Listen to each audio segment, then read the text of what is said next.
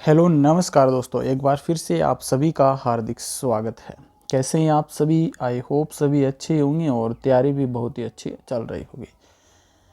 देखिए, पिछली क्लास के अंतर्गत हमने वनस्पति के विषय में बात की थी, फिर जो झील है हमारी उनके विषय में बात की थी। तो इन सभी के बारे में हम देख चुके हैं। जो राजस्थान जीके के अंतर्गत हमारे राजस्थान भूगोल के अंदर जो नेक्स्ट टॉपिक आता है वो है राजस्थान की सिंचाई परियोजनाएं। ये थोड़ा सा लंबा टॉपिक है भाई, कोशिश करेंगे एक ही लेक्चर में कंप्लीट करने का। और वेरी वेरी इंपॉर्टेंट टॉपिक है क्योंकि इस टॉपिक से आपका 2 से 3 क्वेश्चन पूछे जाते हैं भाई, हर एग्जाम में पूछे जाते हैं। तो अभी राजस्थान में जितने भी आने वाले एग्जाम हैं, चाहे वो रीट का हो, इसके अलावा सीईटी का हो या सेकंड ग्रेड फर्स्ट ग्रेड कौन सा हो, सभी के लिए महत्वपूर्ण है भाई। तो बिना देरी करते हुए शुरू करते हैं आज का जो हमारा लेक्चर हो। सिंचाई परियोजनाओं को निम्न भागों में विभाजित। सिंचाई परियोजना का मतलब क्या है? पहले तो ये तो सबको पता है भाई, सिंचाई का मतलब जो हमारे फसल हम बोते हैं उनके लिए जो परियोजनाएं हम काम में ले रहे हैं, जो परियोजनाएं उनके लिए उपयोगी हैं, वो सिंचाई परियोजना हो जाएगी। तो ये 3 प्रकार की होती है भाई, लघु, मध्यम और वृहत। लघु मतलब छोटी परियोजना, मध्यम मतलब बीच की और वृहत मतलब बड़ी। और इनको आधार देखिए यहाँ पर, लघु परियोजना है वो 2000 हेक्टेयर से कम जो भूमि है उसके लिए उपयोग में लेते हैं। मध्यम परियोजना जो मध्यम सिंचाई परियोजना जो चलाई गई है वो 2 से लेकर के 10,000 हेक्टेयर तक इसका उपयोग किया जाता है। और वृहत परियोजना जो है ये 10,000 हेक्टेयर से अधिक है, वो सिंचाई की जाती है इससे। तो ये 3 प्रकार की परियोजना है। इनके अंदर हम बात करें तो सबसे पहले जो परियोजना आती है वो है भाखड़ा नागल परियोजना। वेरी वेरी इंपॉर्टेंट है भाई, भाखड़ा नागल परियोजना। और ये भाखड़ा नागल परियोजना 3 राज्यों का भाग है, या फिर कह सकते हैं 3 राज्यों के द्वारा इस परियोजना को संचालित किया जा रहा है। एक तो राजस्थान है, फिर है पंजाब और हरियाणा, मतलब RPH या RHP भी हम कह सकते हैं, RHP याद रख सकते हैं, कोई दिक्कत नहीं है। तो राजस्थान, पंजाब, हरियाणा। 1959 में भाखड़ा नागल समझौते के तहत, यानी कि 1959 में समझौता हुआ था, भाखड़ा नागल समझौता, जिसके फलस्वरूप इस भाखड़ा नागल परियोजना का संचालन या इसका शुरुआत की गई थी। राजस्थान का हिस्सा पूछा जा सकता है और राजस्थान का हिस्सा जो है ये 15.22% निर्धारित किया गया। ये इंपॉर्टेंट है भाई, ये पूछा जा सकता है। राजस्थान का कितना हिस्सा है इस परियोजना में? 15.22%। किस नदी पे ये परियोजना चल रही है? तो ये भी याद रख लेना, जो सतलुज नदी है ना, उसके ऊपर ये परियोजना चल रही है, सतलुज नदी। ओके, ये इस परियोजना पर 2 बांध बने हुए हैं। एक तो भाखड़ा बांध है जो हिमाचल प्रदेश में है और ये पंजाब के अंदर आता है, या पंजाब से इसको जलापूर्ति होती है। नागल बांध है, ये भी पंजाब में ही है। इससे 2 नहर निकाली गई है, एक तो बिस्त दोआब नहर और एक नागल परियोजना। जो नागल परियोजना है इससे देखिए पंजाब में जलापूर्ति और हरियाणा, राजस्थान, इन तीनों जिलों को ये परियोजना, तीनों राज्यों को ये परियोजना है वो जल पहुंचाती है भाई। तो ये आपकी हो जाएगी भाई भाखड़ा नागल परियोजना। देखिए इसमें थोड़ा सा हमें डिटेल से देखना पड़ेगा, आगे जब कभी भी नेक्स्ट हम क्वेश्चन देखेंगे ना वहाँ पे इसको डिटेल से बात करेंगे। यहाँ तो महत्वपूर्ण चीज़ें यहाँ पर डिस्कस कर रहे हैं भाई। जैसे एग्जाम्पल के लिए सतलुज नदी निकलती है, तो सतलुज नदी से हमने क्या किया, 2 बांध इस पे बने हुए हैं, ठीक है। एक तो नागल बांध है, मान लीजिए नागल बांध, इससे हमने 2 नहर निकाली है, तो 2 बिस्त दोआब होगी, ये नागल परियोजना होगी जो हमारे राजस्थान में भी यही आती है। एक आपकी भाखड़ा यहाँ पर हो जाएगी, वो पंजाब हिमाचल प्रदेश से निकलती है ना। तो ये थोड़ा सा ध्यान में रखना पड़ेगा। सबसे ज़्यादा महत्वपूर्ण क्वेश्चन यही बनता है भाई, कितना हिस्सा है, ठीक है। व्यास परियोजना की हम बात करते हैं। व्यास परियोजना, इसमें जो साझेदारी है वो राजस्थान, पंजाब और हरियाणा तीनों जिलों की है। राजीव लोगोवाल समझौता हुआ था 1985 में, जिसके तहत इसका परियोजना का निर्माण किया गया था। इराड़ी आयोग 1986। इस परियोजना पर भी 2 बांध निर्मित है, एक तो पोग बांध है जो हिमाचल प्रदेश में, और एक पडोह बांध है जो भी हिमाचल प्रदेश में। पोग बांध है, इसमें राजस्थान का जो हिस्सा है वो 59% है भाई, और पडोह बांध में 20% राजस्थान का हिस्सा है। तो ये हिस्सा वाला थोड़ा सा याद रख लेना भाई, वेरी वेरी इंपॉर्टेंट। फिर आती है चंबल घाटी परियोजना। चंबल घाटी परियोजना है, इसमें साझेदारी राजस्थान की तो 50% है और मध्य प्रदेश की 50 है, यानी कि RM मतलब राजस्थान और मध्य प्रदेश की ये मिश्रित परियोजना है, और इसमें 50-50 है दोनों की हिस्सेदारी चंबल परियोजना में। और इस पर जो बांध बने हुए हैं, टोटल 4 बांध बने हुए हैं। ये इंपॉर्टेंट है भाई ये परियोजना। एक तो आपका गांधी सागर बांध जो एमपी के अंदर है, एक कोटा बैराज बांध है जो कोटा के अंदर है, एक राणा प्रताप सागर बांध जो चित्तौड़गढ़ में है, और एक जवाहर सागर बांध जो कोटा में है। और ये सीक्वेंस भी याद रखना भाई, इसी प्रकार से इनका निर्माण हुआ है। जैसे गांधी सागर बांध की हम बात करें तो इसका निर्माण 1959 में हुआ था, और यहाँ पर विद्युत उत्पादन के लिए 23 मेगावाट की 5 यूनिट यहाँ पर संचालित है भाई, और टोटल 115 मेगावाट बिजली यहाँ से उत्पन्न की जाती है। और इस जो गांधी सागर बांध की बात करें तो सर्वाधिक भराव क्षमता है भाई इसकी, ये भी इंपॉर्टेंट पॉइंट बनता है। सर्वाधिक भराव क्षमता है गांधी सागर बांध की, ठीक है, ये थोड़ा सा याद रख लेना भाई। इसके बाद में कोटा बैराज बांध का निर्माण किया गया कोटा के अंदर 1960 में किया गया। इसमें विद्युत उत्पादन नहीं होता भाई, केवल सिंचाई और पेयजल में इसका उपयोग किया जाता है कोटा बैराज का। राणा प्रताप सागर बांध की बात करें तो ये चित्तौड़गढ़ में है, और 1970 में इसका निर्माण किया गया था। 43 मेगावाट की 4 यूनिट यहाँ पर संचालित है, यानी कि टोटल 172 मेगावाट बिजली है यहाँ से उत्पादित की जाती है। राज्य में सर्वाधिक भराव क्षमता वाला बांध, देखिए क्या अंतर होता है, ये तो चंबल नदी पर सर्वाधिक भराव क्षमता वाला बांध हो जाएगा जो कि एमपी में स्थित है, लेकिन राज्य की जब बात आए राजस्थान में, तब राजस्थान में अगर बांध है वो राणा प्रताप सागर बांध है जो राज्य में सर्वाधिक भराव क्षमता वाला बांध है। रावत बाटा परमाणु अनुसंधान को जलापूर्ति करता है भाई ये जो राणा प्रताप सागर बांध है। आगे जो नेक्स्ट बांध आता है वो जवाहर सागर बांध है, ये भी कोटा में है भाई, 1972 में इसका निर्माण किया गया। यहाँ पर 33 मेगावाट की 3 यूनिट संचालित, यानी कि टोटल 99 मेगावाट बिजली का उत्पादन यहाँ से किया जाता है। देखिए यहाँ पर 4 में से 3 जो बांध हैं इनसे बिजली उत्पादित होती है, लेकिन जो कोटा बैराज है यहाँ से बिजली का उत्पादन नहीं होता है। तो ये चारों बांध आपको ध्यान में रखने हैं जो चंबल परियोजना के अंतर्गत आते हैं। यहाँ पर आपसे क्वेश्चन पूछ ले कि कुल विद्युत का उत्पादन कितना होता है, तो 386 मेगावाट विद्युत का उत्पादन होता है। तो राजस्थान की हिस्सेदारी पूछे तो इसका आधा कर दीजिए भाई, राजस्थान का हिस्सा 193 मेगावाट हो जाएगा। तो ये क्वेश्चन बन सकते हैं भाई, यहाँ से थोड़ा सा ध्यान में रखना पड़ेगा इसको, चंबल घाटी परियोजना को। आगे गंग नहर परियोजना आती है। गंग नहर परियोजना की हम बात करें तो राज्य में प्रवेश शिवपुर श्री गंगानगर से इसका प्रवेश होता है। शिवपुर श्री गंगानगर से इस नहर परियोजना का प्रवेश होता है। देखिए ये सतलुज नदी है, और सतलुज नदी पर यहाँ पर हुसैनावाला पंजाब के अंदर एक नहर निकली है। सतलुज नदी के ऊपर हुसैनावाला पंजाब से एक नहर निकली है, और इस नहर का नाम, यहाँ पर हम बात करें नहर का नाम नहीं है क्या, चलो ठीक है, और ये जाकर के हमारे राजस्थान में, यहाँ पर राजस्थान में शिवपुर श्री गंगानगर में प्रवेश करती है। राजस्थान में कहाँ से प्रवेश करती है? शिवपुर श्री गंगानगर से प्रवेश करती है। फिर इससे 4 लिफ्ट नहर निकाली गई है। 4 लिफ्ट नहर कौन सी है? एक तो लक्ष्मी नारायण नहर है, एक आपकी लालगढ़ हो जाएगी, एक करणी जी है, और एक समीजा जी है। ये 4 लिफ्ट नहर निकाली गई है यहाँ पर जो सतलुज नदी से यहाँ से जो निकलती है गंग नहर, इसको हम गंग नहर कहेंगे भाई, गंग नहर है ये। और इस गंग नहर से सतलुज नदी से निकल करके आ रही है, शिवपुर श्रीगंगानगर से राजस्थान में प्रवेश करती है। 4 लिफ्ट नहर, लक्ष्मी नारायण, लालगढ़, करणी जी और समीजा जी, ये याद रख लेना भाई। आगे देखिए, यह राजस्थान की प्रथम सिंचाई परियोजना है, वेरी वेरी इंपॉर्टेंट है, ये क्वेश्चन बन सकता है, जिससे श्रीगंगानगर और अनूपगढ़ लाभान्वित है। वर्तमान नवनिर्मित जला अनूपगढ़, तो ये आपके लाभान्वित है, प्रथम नहर परियोजना मानते, सिंचाई परियोजना मानते हैं इसको। इस नहर के आधुनिकीकरण के लिए सन 2000 में स्वीकृति दी गई थी, 2008 में पूरी हो गई, मतलब पुनर्निर्माण हम बोल सकते हैं। तो उसका 2000 में स्वीकृति मिली और 2008 में कंप्लीट इसका निर्माण हो गया था। बनाई तो बहुत पहले गई थी। ये राज्य की प्रथम पक्की नहर प्रणाली है, प्रथम पक्की नहर प्रणाली। इसकी कुल लंबाई पूछे तो 129 किलोमीटर हो जाएगी, और राज्य में जब पूछे, देखिए टोटल लंबाई है हुसैनावाला से लेकर तो 129 किलोमीटर है, लेकिन राज्य में जहाँ से शिवपुर से प्रवेश करती है वहाँ से राजस्थान में पूछे तो 17 किलोमीटर हो जाएगी, 17 किलोमीटर। यह आपकी हो गई वही गंग नहर परियोजना। आगे आती है राजस्थान नहर परियोजना, वेरी वेरी इंपॉर्टेंट है, ये सबसे ज़्यादा महत्वपूर्ण यही है, राजस्थान नहर परियोजना। इसके जनक वो कंवर सेन को मानते हैं, very very, engineer Kanwar Sen भी बोल सकते हैं, ये इंपॉर्टेंट है भाई। कंवर सेन ने 1948 में बीकानेर राज्य को पानी की आवश्यकता के लेख में उल्लेख किया है इसका। 1948 में बीकानेर राज्य को पानी की आवश्यकता नामक लेख लिखा और उसमें इस नहर परियोजना का उल्लेख किया है। आधारशिला कब रखी गई? तो 31 मार्च 1958 को गोविंद वल्लभ पंत के द्वारा आधारशिला रखी गई।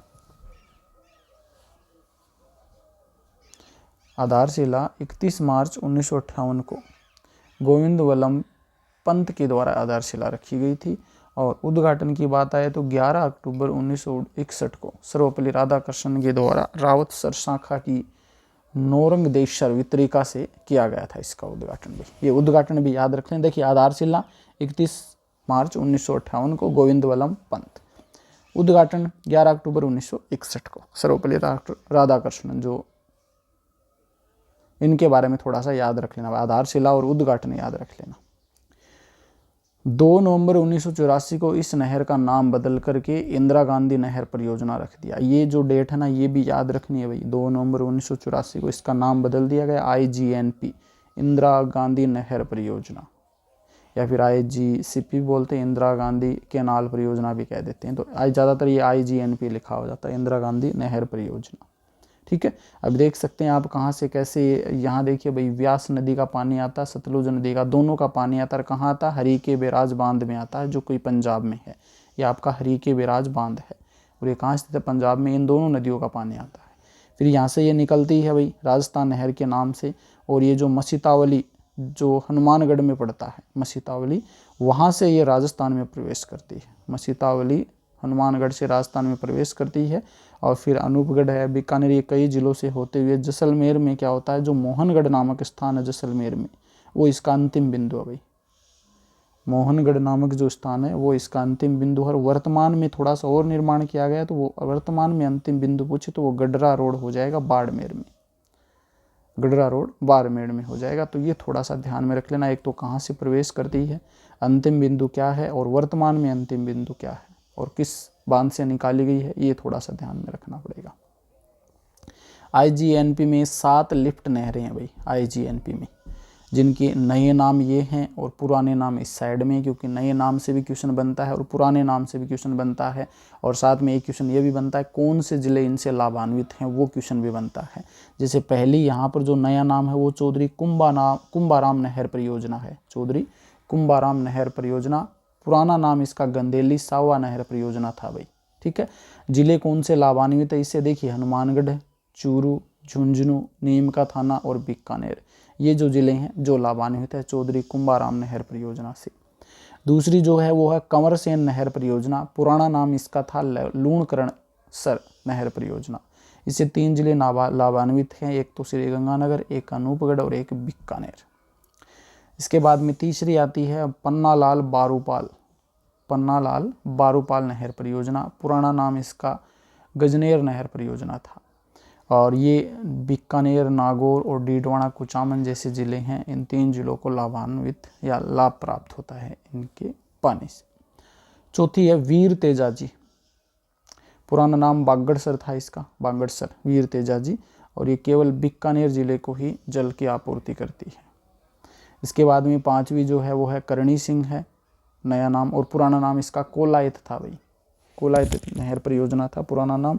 और ये जो बीकानेर और फलोदी जिले हैं उनको जल आपूर्ति करती है।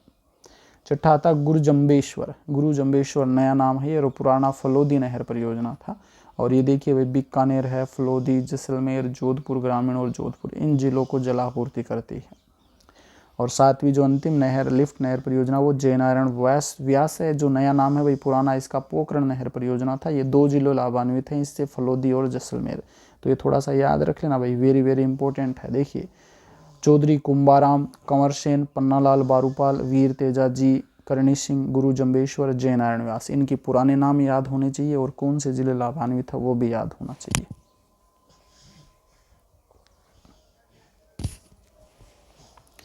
देखिए चौधरी कुंभाराम लिफ्ट नहर परियोजना, कंवरसेन लिफ्ट नहर परियोजना, पन्नालाल बारूपाल, वीर तेजा, करणी सिंह लिफ्ट नहर परियोजना, गुरुजम्बेश्वर लिफ्ट नहर परियोजना, जयनारायण व्यास लिफ्ट नहर परियोजना। तो ये 7 लिफ्ट नहर परियोजना है जिसके बारे में मैंने आपको बता दिया है।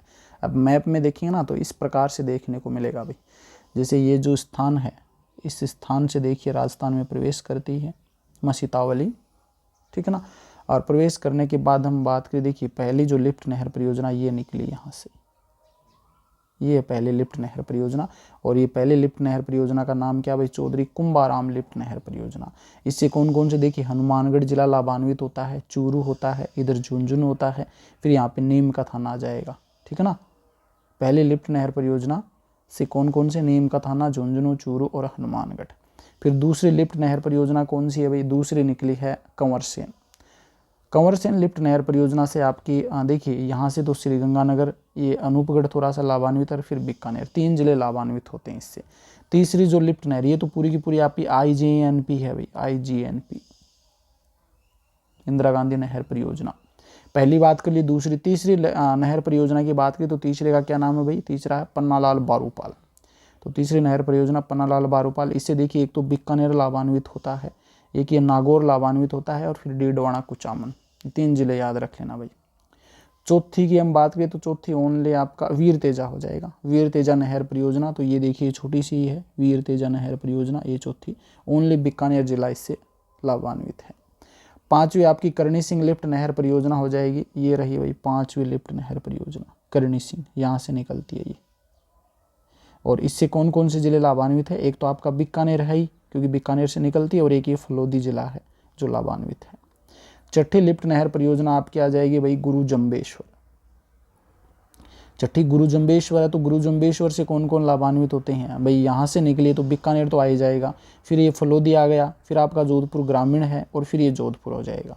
इधर जैसलमेर भी है भाई, है ना, थोड़ा सा जैसलमेर का पार्ट भी है। तो इसका मतलब यहाँ से देखिए बीकानेर से निकली तो एक तो बीकानेर हो गया, फिर आपका यहाँ से आ जाएगा फलोदी, फिर ये जैसलमेर है, जैसलमेर के बाद में जोधपुर ग्रामीण और फिर जोधपुर। ये जिले आपके गुरु जम्बेश्वर लिफ्ट नहर परियोजना से लाभान्वित होते हैं। फिर छठी जो लिफ्ट नहर परियोजना आती है 7वीं, वो है आपकी वही जयनारायण व्यास लिफ्ट नहर परियोजना। और इससे देखिए एक तो आपका ये फलोदी जिले से निकलती है, तो फलोदी जिला तो है ही एक लाभान्वित, और एक आपका जैसलमेर हो जाएगा, ये 2 जिले इससे लाभान्वित होते हैं। तो ये पूरी की पूरी हमने मैप के द्वारा भी समझ लिया और वैसे भी मैंने आपको समझा दी है भाई इंदिरा गांधी लिफ्ट नहर परियोजना। थोड़ा सा ध्यान में रख लेना, और जितनी भी लिफ्ट नहर परियोजना ये आपकी किस साइड से निकलती है भाई, कौन सी साइड से निकलती है ये बताना। देखिए पूरा मैप सामने आपके, कौन सी साइड से निकलती है, ये राइट है या लेफ्ट है, ये आप बताएंगे भाई, ठीक है ना। तो थोड़ा सा ध्यान में रख लेना। ये देखिए यहाँ पर भी मैंने इसी चीज़ को ऐड किया है। IGNP में 9 शाखाएं हैं। देखिए लिफ्ट नहर परियोजना की बात आए तब तो 7 लिफ्ट नहर निकाली गई है और 9 IGNP में शाखाएं हैं। कौन कौन सी इन शाखाओं की बात कर लेते हैं भाई, 9 की। देखिए पहली जब आती है सूरतगढ़ के अंदर, सूरतगढ़, अनूपगढ़ और ये क्या है, एक मिनट, अच्छा, एक तो श्रीगंगानगर, अनूपगढ़, इन दोनों को लाभ होता है भाई सूरतगढ़ शाखा से। पहली जो शाखा है वो सूरतगढ़ है, पहली शाखा सूरतगढ़ है जिससे श्रीगंगानगर और अनूपगढ़ जिले हैं वो लाभान्वित हैं। दूसरी शाखा जो है वो अनूपगढ़ है और इससे आपका बीकानेर और अनूपगढ़ लाभान्वित। तीसरी शाखा है वो है पुंगल, चौथी दातोर है और 5वीं बिरसलपुर है। ये देखिए तीसरी आपकी पुंगल, 5वीं है, चौथी है दातोर और 5वीं आपकी बिरसलपुर है। ये तीनों ही शाखाएं से बीकानेर जिला है वो लाभान्वित है, तीनों से ही। फिर आगे चलेंगे ना तो एक आता है चारणवाला, ये आपकी कौन सी हो जाएगी, 1 2 3 4 5 छठी, चारणवाला छठी हो जाएगी, चारणवाला छठी हो जाएगी। और ये बीकानेर और जैसलमेर जिले लाभान्वित है भाई इससे, ठीक है। फिर आपकी छठी के बाद में 7वीं हो जाएगी बिरबल और 8वीं सागरमल गोपा। बिरबल और सागरमल गोपा जो दोनों शाखाएं हैं इनसे जैसलमेर जिला लाभान्वित है। और एक जो अंतिम आती है आपकी 9वीं रावतसर जो हनुमानगढ़ में है, और ये IGNP की एकमात्र शाखा है जो बाईं ओर से है, ठीक है ना। ये ध्यान में रख लेना भाई, वेरी वेरी इंपॉर्टेंट है। 9 शाखाएं कौन कौन सी भाई, सूरतगढ़ जिससे श्रीगंगानगर हनुमानगढ़ लाभान्वित है, दूसरी अनूपगढ़ हो जाएगी जिससे बीकानेर और अनूपगढ़ लाभान्वित है, तीसरी बीकानेर में 3 शाखाएं हैं, पुंगल, तातोर और बिरसलपुर, और छठी हो जाएगी आपकी बीकानेर जैसलमेर को लाभान्वित चारणवाला हो जाएगी, और 7वीं बिरबल और 8वीं सागरमल गोपा, ये दोनों जैसलमेर को लाभान्वित करती है। और एकमात्र शाखा जो बाईं ओर से निकलती है वो है रावतसर हनुमानगढ़। ये इंपॉर्टेंट है भाई, क्वेश्चन बन सकता है, ये दाईं ओर है, ये बाईं ओर है। और अभी आपका ये क्वेश्चन भी सोल्व होगा भाई, ये सभी जो शाखा ये निकलती है लिफ्ट नहर परियोजना, ये सभी बाईं ओर से निकलती है, ठीक है। आगे देखिए भाई, सागरमल गोपा शाखा से 2 उप शाखाएं निकाली गई है, एक तो लीलवा और एक दीघा, ये भी याद रख लेना। IGNP की सबसे बड़ी लिफ्ट नहर कंवरसेन, जबकि सबसे छोटी वीर तेजाची है। IGNP की सबसे बड़ी लिफ्ट नहर पूछे ना तो कंवरसेन हो जाएगी जो बीकानेर में है, और सबसे छोटी वीर तेजाजी हो जाएगी। ये भी क्वेश्चन बन सकता है, सबसे छोटी और सबसे बड़ी लिफ्ट नहर परियोजना। IGNP के लाभ क्या क्या है भाई, देखिए खादानों में बढ़ावा, किसानों की आत्मनिर्भरता, भाई पानी वगैरह मिल रहा है तो किसान आत्मनिर्भर हो जाएंगे, उनको टाइम पे पानी वगैरह या सिंचाई वगैरह की व्यवस्था हो जाए। मरुस्थल के प्रसार में कमी, क्योंकि खेत खलियान हरे भरे हो गए। मरुस्थल का मतलब जो ज़मीन है उसमें सूखा न हो, तो पानी आएगा तो वहाँ पे कृषि होगी, कृषि होगी तो हरे भरे रहेंगे, तो मरुस्थल का प्रसार नहीं हो पाएगा। IGNP की हानि क्या हो सकती है, एक तो सेम की समस्या हो जाती है भाई, सेम की समस्या में वर्दी भाई पानी लगातार भरा रहता है तो नीचे का जो कैल्शियम वगैरह वो जो होता है उसकी परत ऊपर आकर के मिट्टी पे जम जाती है, तो सेम की समस्या हो जाती है। सर्वाधिक सेम की समस्या वो हनुमानगढ़ और श्रीगंगानगर में देखी गई है, तो ये भी थोड़ा सा याद रख लेना। ये थोड़ा लंबाई से क्वेश्चन पूछा जाता है भाई, देखिए IGNP की कुल लंबाई पूछे तो 649 किलोमीटर है। IGNP की कुल लंबाई पूछे तो 649 किलोमीटर है। फर्स्ट चरण के अंदर हरिके बैराज से मसीतावली तक इसका निर्माण किया गया था पहले चरण में, जबकि दूसरा चरण जो हुआ था उसमें पुगल से बीकानेर तक कुल लंबाई है 256 किलोमीटर। पहले चरण में तो हरिके बैराज से मसीतावली तक की निर्माण किया गया और दूसरे चरणों में पुगल से बीकानेर तक, और ये जो पुगल से बीकानेर है ना इसकी लंबाई 256 किलोमीटर है। और ये जो हरिके बैराज से मसीतावली है ना, इसको राजस्थान फीडर कहते हैं भाई। हरिके बैराज से मसीतावली तक जो है ना, उसको हरिके बैराज से मसीतावली तक जो आपकी नहर ये जो परियोजना है इसको राजस्थान फीडर कहा जाता है। 204 किलोमीटर इसकी लंबाई है भाई, 204 किलोमीटर। और मुख्य नहर कहते हैं भाई इसको, हरिके बैराज से मसीतावली ना, इसको मुख्य नहर कहा जाता है। मसीतावली से पुंगल की कुल लंबाई है वो 189 किलोमीटर है।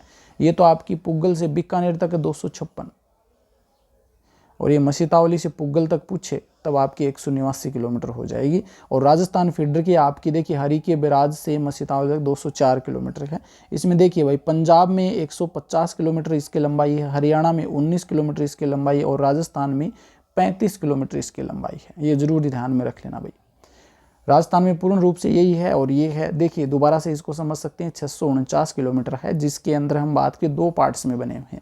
एक तो हरिके बैराज से लेकर के मसीतावली तक जिसकी लंबाई 204 किलोमीटर है, इसको हम राजस्थान फीडर कहते हैं भाई।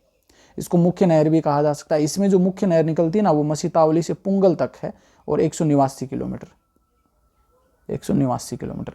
अब पुगल से बीकानेर तक सेकंड चरण में 256 किलोमीटर हो गई है, ठीक है। 204 में से देखिए पंजाब 150 किलोमीटर है पंजाब के अंदर, हरियाणा में 19 किलोमीटर है, और राजस्थान में 35 किलोमीटर है। 204 ये भी जोड़ दीजिए भाई, कितने हो जाते हैं आप देख सकते हैं भाई।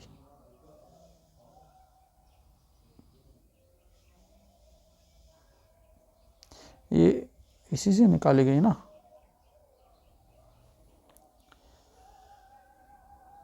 टोटल देखिए 649 है ना, 649 टोटल है, ठीक है। 204 इसमें से निकाल दीजिए, कितने बच गए 5 4, अच्छा 445 है ना। इसमें से हम बात करें तो 189 और निकाल दीजिए भाई, 15 9 6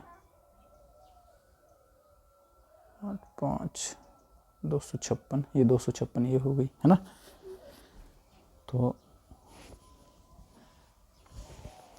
यहाँ पे समझ लेना भाई, देखिए टोटल हम बात करें, देखिए राजस्थान फीडर की लंबाई 204 है, ओके, और मुख्य नहर की लंबाई 189 है, और पीछे जो बच जाती है भाई पुंगल से बीकानेर तक की वो 256 है। अब जब इन तीनों को काउंट करेंगे ना तो आपकी 649 टोटल लंबाई हो जाएगी। ये जो राजस्थान फीडर है ये ओनली हमारे राजस्थान में 35 किलोमीटर है भाई, ओनली 35 किलोमीटर। अब पूर्ण लंबाई पूछे कि राजस्थान में इसकी लंबाई कितनी है, तब आप बताने 445। भाई IGNP की राजस्थान में कुल लंबाई पूछे तो 256 तो है वो पुंगल से आगे तक, और 189 ये मुख्य नहर वाली हो जाएगी, तो 445 किलोमीटर हो जाएगी। मोहनगढ़ से गडरा रोड तक की इसकी कुल लंबाई पूछे तो 90 किलोमीटर हो जाएगी, जो आगे वाला बच गया ना वो उस पार की। IGNP की गहराई है वो 21 फीट है भाई, और चौड़ाई 134 फीट है, ये थोड़ा सा ध्यान में रख लेना। सबसे महत्वपूर्ण IGNP है आपके लिए, क्योंकि थोड़ी लंबी चौड़ी है। IGNP में सिंचाई प्रथम चरण के अंदर 5.46 लाख हेक्टेयर सिंचाई की गई थी, और दूसरे चरण में अभी 10.71 लाख सिंचाई है वो चल रही है। 10.71 लाख हेक्टेयर में कुल 16.17 लाख हेक्टेयर पर सिंचाई उपलब्ध हो रही है। पहले चरण में इतना रखा गया, फिर 10.71 और फिर अब टोटल पूछे तो 16.17 लाख हेक्टेयर पर सिंचाई उपलब्ध हो रही है। राज्य मंत्रिमंडल की बैठक 2005 के अनुसार 19.63 लाख हेक्टेयर भूमि पर सिंचाई सुविधा उपलब्ध करवाई जाएगी। मतलब आगे और इसमें कुछ परिवर्तन किए जाएंगे जिससे हमें इतनी सिंचाई सुविधा उपलब्ध हो सके। 19.63। IGNP की पेयजल परियोजना, पेयजल पीने के लिए भी काम में लेते हैं, तो राजीव गांधी लिफ्ट नहर परियोजना निकाली गई। एक आपनी परियोजना है, राजीव गांधी लिफ्ट नहर परियोजना है। ये कायलाना झील जो जोधपुर में है उसको जलापूर्ति करती है, भाई पीने योग्य पानी है। एक आपनी परियोजना, इसमें फर्स्ट चरण जो है ये हनुमानगढ़ चूरू तक गया है, और सेकंड चरण अभी चूरू और झुंझुनू ये दोनों जिलों को कवर किया गया है आपनी परियोजना में। पेयजल परियोजना के अंतर्गत IGNP में स्काडा सिस्टम उपलब्ध है। भाई स्काडा सिस्टम उपलब्ध है, अर्थात जल को गति देने वाला यंत्र है वो इसमें स्थापित किया गया है IGNP के अंदर। तो ये आपकी IGNP यहाँ पर कंप्लीट होती है। भाई बहुत अच्छा टॉपिक है, इसको थोड़ा सा याद रखना पड़ेगा। आगे है राजीव गांधी सिद्धमुख नहर परियोजना। राजीव गांधी सिद्धमुख नहर परियोजना, इसकी नींव 1989 में रखी गई, पानी प्रवाहित किया गया 2002 में। वित्तीय सहायता की बात आए तो विश्व बैंक, वर्ल्ड बैंक के द्वारा शुरुआत में वित्तीय दी जा रही थी, लेकिन भारत ने परमाणु परीक्षण कर लिया, इसलिए वित्तीय सहायता बंद कर दी गई थी। ठीक है, तो पहले तो विश्व बैंक दिया था, लेकिन परमाणु परीक्षण करने के कारण इसको बाद में नहीं दिया गया, बंद कर दिया गया। लाभान्वित जिले हैं वो हनुमानगढ़ और चूरू, इससे लाभान्वित जिले हैं राजीव गांधी सिद्धमुख नहर परियोजना। रतनपुरा परियोजना, तो इसका पानी है वो 1989 में प्रवाहित किया गया। लाभान्वित जिले पूछे तो हनुमानगढ़ चूरू हो जाएगा। यमुना लिंक परियोजना, यमुना लिंक नहर परियोजना, इसका निर्माण 1964 से 86 के मध्य हुआ, इससे भरतपुर जिला लाभान्वित है। भरतपुर नहर परियोजना की हम बात करें तो इसका निर्माण 1964 में किया गया था। लाभान्वित जिला है भरतपुर, और जलापूर्ति है यमुना नदी से इसको जलापूर्ति होती है, भरतपुर नहर परियोजना। जुआई बांध परियोजना है, ये पाली और उदयपुर इससे लाभान्वित हैं, और पश्चिमी राजस्थान का सबसे लंबा बांध है भाई ये जुआई बांध। जुआई बांध परियोजना सबसे लंबा बांध जुआई बांध है, इससे पाली और उदयपुर लाभान्वित हैं।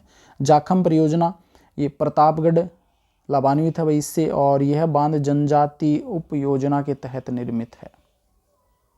बिशलपुर परियोजना, तो टोंक देवली तहसील के अंदर है ये, और राजस्थान की सबसे बड़ी पेयजल परियोजना इसको माना जाता है। पेयजल परियोजना, देखिए नाम देख लेना, पेयजल पीने योग्य पानी के लिए, और इससे जो जलापूर्ति होती है वो केकड़ी, सखाड़, ब्यावर, किशनगढ़, अजमेर, दुद्दू, जयपुर ग्रामीण, भीलवाड़ा, नागौर, जो नवीनतम जोड़ा गया है अभी नागौर को। तो ये जिले हैं जिनको बिशलपुर पेयजल परियोजना से लाभ मिल रहा है। टोंक जिले को सिंचाई सुविधा उपलब्ध करवाता है भाई, टोंक जिले को सिंचाई के लिए भी पानी उपलब्ध करवाता है बिशलपुर परियोजना। पांचना बांध कहाँ है भाई, करौली के अंदर है, और इससे जो लाभान्वित जिले हैं एक तो करौली है और एक भरतपुर है। राजस्थान का मिट्टी से निर्मित सबसे लंबा बांध, ये भी इंपॉर्टेंट है भाई, राजस्थान का मिट्टी से निर्मित सबसे लंबा बांध। सहयोग, अमेरिका के सहयोग से इसका निर्माण किया गया। यह बांध 5 नदियों के संगम पर स्थित है भाई, 5 नदियों के संगम पर स्थित है। और ये कौन कौन सी नदियां, तभी तो पांचना बांध नाम पड़ा इसका। अट्टा, माची, वैसावट, बरखेड़ा और भद्रावती, ये 5 नदियां हैं, इनके संगम पर यह बांध बनाया गया है। सबसे लंबा बांध मिट्टी से निर्मित पांचना बांध। अब इसके अलावा कुछ और भी मध्य सिंचाई परियोजना भी चल रही है राजस्थान के अंतर्गत, उनकी ओर बात कर लेते क्योंकि यहाँ से भी क्वेश्चन बनता है। जैसे यहाँ पर पहली है भाई गरदड़ा परियोजना जो कि बूंदी में है, और ये आपकी मांगली, गणेश नाला और डूंगरी इन नदियों पर स्थित है भाई, गरदड़ा परियोजना जो कि बूंदी में है। तकली परियोजना कोटा में है, ये तकली नदी पर है। ल्यासी परियोजना बारा में है, ये ल्यासी नदी पर है। इसी प्रकार हथियादेह परियोजना ये भी बारा के अंदर ही है, और हथियादेह नदी के ऊपर स्थित है भाई। गागरीन परियोजना ये झालावाड़ के अंदर है और काली सिंध नदी पर चल रही है। ये राजगढ़ परियोजना ये भी झालावाड़ में आहू व कंठाली नदी पर स्थित है भाई। तो ये मुख्य परियोजनाएं हैं जो आपको ध्यान में रखने। कौन सी? मध्यम परियोजना, गरदड़ा, बूंदी, तकली, कोटा, ल्यासी, बारा, हथियादेह, बारा, गागरीन परियोजना झालावाड़ और राजगढ़ परियोजना झालावाड़। अब और मुख्य सिंचाई परियोजना और आ जाती है, राजस्थान की मुख्य सिंचाई परियोजना, उनके बारे में और देख लेते हैं भाई। देखिए कोटा के अंदर कौन कौन सी सिंचाई परियोजना चल रही है, देखिए आलनिया है, हरीशचंद्र है, सावन भादो, ज्वार सागर, गोपालपुर।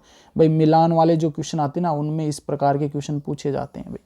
आलनिया, हरीशचंद्र, सावन भादो, ज्वार सागर और गोपालपुर, ये कोटा के अंदर चल रही है परियोजना। 12 में पूछे तो 12 में रेतड़ी और विलास परियोजनाएं हैं। झालावाड़ के अंदर एक तो काली सिंध परियोजना है, एक चोली और एक छापी। काली सिंध, चोली और छापी ये परियोजनाएं झालावाड़ में चल रही है। टोंक जिले की हम बात करें तो इसमें डिब्रू सागर और टोरडी सागर, ये 2 परियोजनाएं याद रख लेना। सवाई माधोपुर में अगर पूछे कि कौन सी परियोजनाएं चल रही है, एक तो मोरेल सागर परियोजना है और एक इंदिरा गांधी लिफ्ट नहर परियोजना। ये अलग है भाई, ये IGNP नहीं है, ये अलग है इंदिरा गांधी लिफ्ट नहर परियोजना जो सवाई माधोपुर में। तो ये क्वेश्चन बन सकता है, आप कंफ्यूज नहीं होना अभी, ठीक। करौली के अंदर कौन सी परियोजना, तो करौली में एक तो चूली देह है और एक काली सिंध है, ये करौली में है। ब्यावर के अंदर नारायण सागर परियोजना। सिरोही के अंदर आपकी एक तो सूकली परियोजना है, सेलवाड़ा परियोजना है, और इसी प्रकार चित्तौड़गढ़ में एक तो ओराई परियोजना, एक गंभीरी परियोजना है, ठीक है। ये मुख्य परियोजनाएं हैं भाई जिनको आपको ध्यान में रखना है, जो अलग अलग जिलों में कौन कौन सी परियोजनाएं चल रही है। पूर्वी राजस्थान नहर परियोजना, ये एक प्रोग्राम है भाई। इस प्रोग्राम के अंदर, या फिर कह सकते हैं एक परियोजना है, इसके अंदर कौन कौन से जिले शामिल किए गए हैं, किस प्रकार से जलापूर्ति होती है, कौन कौन सी नदियां हैं, तो वो सभी चीज़ें इसके अंतर्गत आती है, वो यहाँ पर देखेंगे हम। पूर्वी राजस्थान नहर परियोजना, इसको हम ERCP कह देते हैं भाई, ERCP यानी कि ईस्टर्न रीजनल कैनाल प्रोजेक्ट, ठीक है। और वर्तमान में इसका नाम बदल दिया गया, पूर्वी क्षेत्र नहर परियोजना कर दिया गया है। पूर्वी राजस्थान नहर परियोजना भी है या पूर्वी क्षेत्र नहर परियोजना भी है। और इस पूर्वी क्षेत्र नहर परियोजना के अंतर्गत eastern regional canal project. Question क्या बनेगा भाई, यहाँ से क्वेश्चन बन जाएगा, निम्न में से कौन सा जिला है वो पूर्वी राजस्थान नहर परियोजना के अंतर्गत आता है या नहीं आता है। इस प्रकार के क्वेश्चन यहाँ से बन सकते हैं। तो इसकी निर्माण के लिए लागत जो है वो 45,000 करोड़ रखी गई है। कौन सी नदी पर, तो चंबल नदी और इसकी सहायक नदियों पर ये परियोजनाएं संचालित की जाएगी। यह परियोजना है, इस परियोजना से 21 जिले लाभान्वित हैं भाई। कौन कौन से जिलों पर बनाई गई, ये कोटा, बूंदी, बारा, झालावाड़, ये तो हड़ौतिया वाला आ गया क्षेत्र। फिर अलवर, भरतपुर, धौलपुर, सवाई माधोपुर, करौली, जयपुर, दौसा, टोंक, अजमेर, ये टोटल 21 जिले हैं जिनके ऊपर इस परियोजना के द्वारा निर्माण किया जाएगा। राजस्थान पूर्वी नहर परियोजना या पूर्वी क्षेत्र नहर परियोजना कह देते हैं, ERCP। पूर्वी क्षेत्र नहर परियोजना में काली सिंध नदी पर नवनेरा बैराज बांध निर्मित किया जा रहा है। ये भी महत्वपूर्ण है भाई, क्वेश्चन बन सकता है कि पूर्वी क्षेत्र नहर परियोजना के अंतर्गत काली सिंध नदी पर कौन सा बांध का निर्माण किया जा रहा है, नवनेरा बांध का निर्माण किया जा रहा है। पूर्वी क्षेत्र नहर परियोजना में 26 मध्यम तथा लघु सिंचाई परियोजनाओं को मिलाया जाएगा। 26 मध्यम और लघु नहर परियोजना या सिंचाई परियोजना को मिलाया जाएगा। इस परियोजना से 2051 तक जल उपलब्ध करवा दिया जाएगा, 2051 तक। यह परियोजना राष्ट्रीय स्तर का दर्जा प्राप्त करने के लिए प्रस्तावित की गई है, राष्ट्रीय स्तर का दर्जा। तो इम्पोर्टेंट है भाई, थोड़ा सा इसके बारे में ध्यान में रख लेना है। पूर्वी राजस्थान नहर परियोजना, ज़्यादातर क्वेश्चन क्या बनेगा, कौन सी नदी पर है, और ये आपका क्वेश्चन बन सकता है। ये 21 जिले कौन कौन से हैं, और एक ये नवनेरा बांध से बन सकता है, और एक इसका टारगेट क्या रखा है, 2051 तक, ठीक है। सिंचाई